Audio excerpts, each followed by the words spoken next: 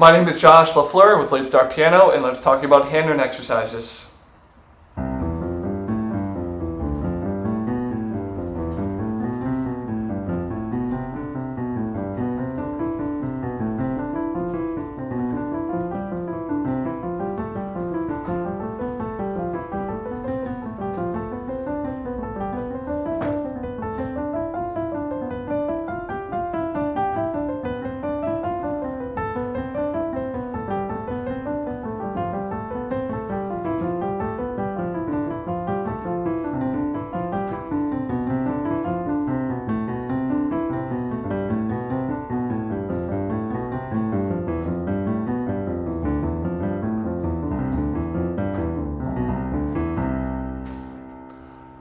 So that is part one, number one of the Hanon exercises. If you're familiar with piano at all, even if this is your first day, you probably have heard that you should be practicing your scales and your Hanon exercises, and that what I just demonstrated for you is part one, number one of the Hanon exercises. So I tried to really exaggerate that motion and what I was doing to kind of really show you the best way to do this.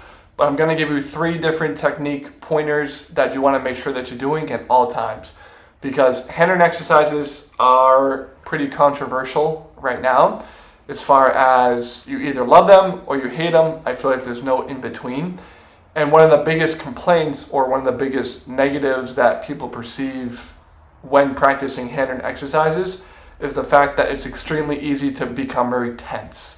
And when you are really tense at the piano, especially if you are tense for longer periods of time, your chances of becoming injured increase dramatically, okay?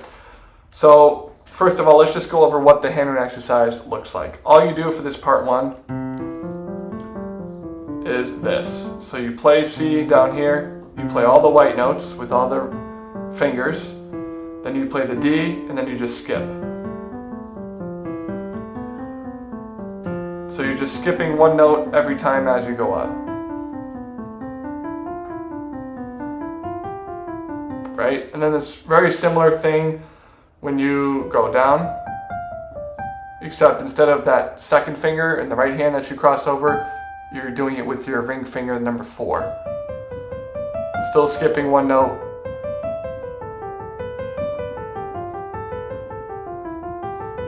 And so on and so forth. Left hand, it would look like this. You're going to start going up with that 4th finger crossing over.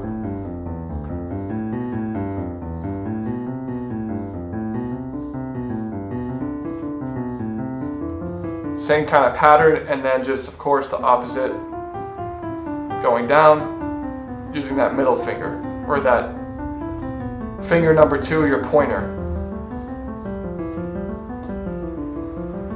So a couple things to note here. First of all, when you're doing these exercises, the number one worst thing that you can do is not move at all. And that's what I was trying to demonstrate when I just played it at the beginning, is I was trying to really demonstrate this kind of motion. Okay, so if you're just doing it like this, all fingers, not moving at all, that's where injury tends to happen, because your muscles are fighting against one another. You have muscles up here, and then you have muscles underneath on the other side of your arm.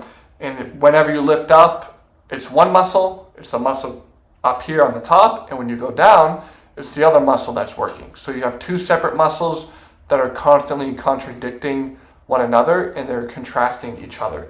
So if you're just not moving at all, and you're super stiff and tight like this, now both muscles are rubbing together, and that's where you have that tension, and that's where those injuries can come from. So you want to constantly be in motion as you're doing this. And there are 3 specific kind of motions that you're looking for. One is you want that horizontal movement. So if you noticed, I'm kind of doing this circular motion as I'm going up, and the same thing when I'm going down, but I'm moving horizontally. When I'm going up in the right hand, I'm moving horizontally. Then as I come back down, I'm moving vertical, as in I'm moving inward towards the keys, but I'm also going horizontal back this way. So it's like a circular motion, right? So when we go up, we're just moving horizontal, kind of away, and then as we kind of come back in, we go back in with the hands, and we're also moving horizontal. And then we go back out, and then we come back in closer to the piano, closer to this part, the actual board of the piano, if this had an actual board. Right, so you have this horizontal motion, you're coming out. Then I would say when you get to finger 4 is a good time to start heading back in. And you have this circular motion the whole time. Then, of course, when you're going back down, it's the opposite. As you're going down, you have this motion where you're bringing the hand over. And then you're going back out, and then you're working back in.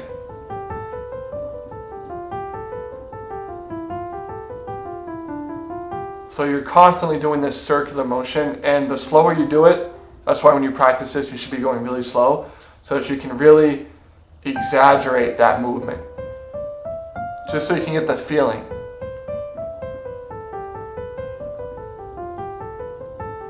Right? You don't want your fingers doing all the work. Even if you can play it really fast. You don't want your fingers doing all the work. That's what's going to lead to that tension and that injury later down the road. Same thing in the left hand. Of course, because they're mirrored image, it's the opposite. So as you're going up, as you're ascending in the left hand, you start by going up and then back down. And then you go back up in this circular motion and back down. And that was the opposite, right? In the right hand, we started swooping, the swooping motion down, and then we worked our way back up. In the left hand, as we're ascending, we're doing this over the top motion first, and then swooping down this way.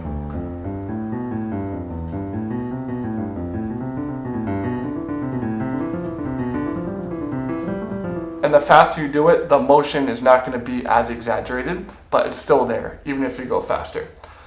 So the difficult part about doing this, even if you understand what I'm talking about with this circular motion, the difficult part about really doing this and doing it correctly is, first of all, not rushing. So go as slow as possible to get this kind of motion as best as you possibly can. It's not going to be perfect, right? You're not going to have a perfect motion at all times. And of course, really exaggerate that. So that's one difficulty, is go slow. It's easy to speed up because it's so simple. Right? The actual pattern itself will be very easy for you. But go really slow. Make sure the sound quality is good. Avoid the temptation of speeding up. Make sure the sound quality is good. You don't want something like this.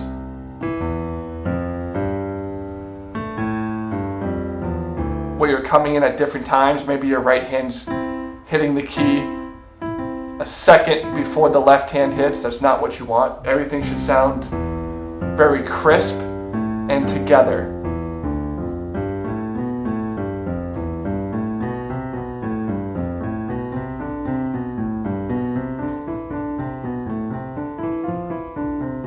Right? Everything sounds crisp. Everything is clear. We're not getting any kind of two keys together motion. We're not getting one hand coming in at a time, slightly early or slightly late.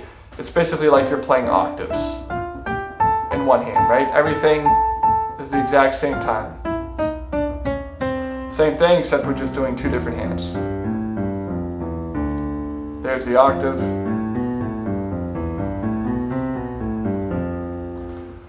So that's the first thing you want to do. Second thing that's challenging and why you should do this one hand at a time is because once you try to put both hands together, the difficulty is that, like we talked about before, we have the mirror image. So you have the right hand swooping and then coming back up, and the left hand is going up and then swooping. So you kind of have like this contrary motion, right? This is kind of what it looks like. Because as your right hand swoops, your left hand goes up. So it should look something like this. Basically, you're going in different directions at the same time. And that can be kind of a mind fuck, for lack of a better term. That can really kind of screw up your mind and your hand coordination if you're not used to that. So that's why we want to go really slow and really exaggerate these movements. Right? Same thing going down. When we hit this note right here, now the right hand's going over the top as the left hand goes down, and then we switch.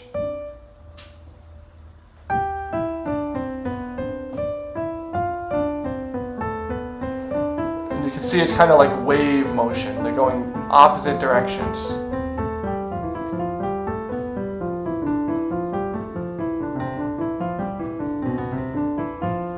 And as you can see there, those notes were hitting at different times, just to show you what that sounds like.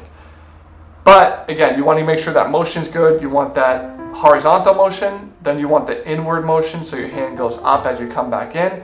And of course, that motion going back where it's a continual circle, right? No matter where you go, you have this circular kind of motion.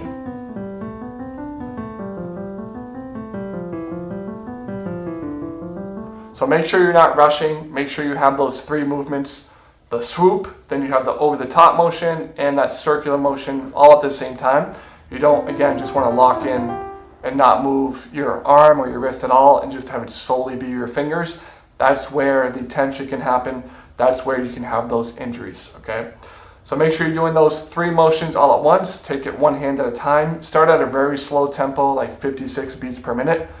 And in the actual Hanon, remember that these are 16th notes, right? So you want to make sure they're pretty fast and they're pretty rapid, that's the way they come at you, okay? So make sure you start at slow tempo, 56 beats per minute, then you can do something like 70, then maybe 80, then maybe 90 to 95, then 100 or so. You can add 10 beats per minute every time you feel comfortable. If you can do that all the way up, like I did in the beginning, all the way back down comfortably, it sounds smooth, it sounds connected, you don't feel any pain, you don't feel any tension, that's when you can go ahead and up the beats per minute.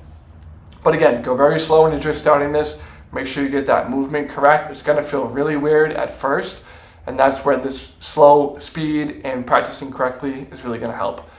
With all that said, I hope that does help you in your practicing, especially with the Hanon techniques. I am offering lessons right now via Zoom. You can get started with those by sending me an email. Link is down below in the description. I also have a completely free PDF. It has 34 essential tips for the adult beginner piano player. You can get that by going to the link down below, and you will have instant access again to that free PDF. With all that said, my name is Josh LaFleur, and have a great rest of your day.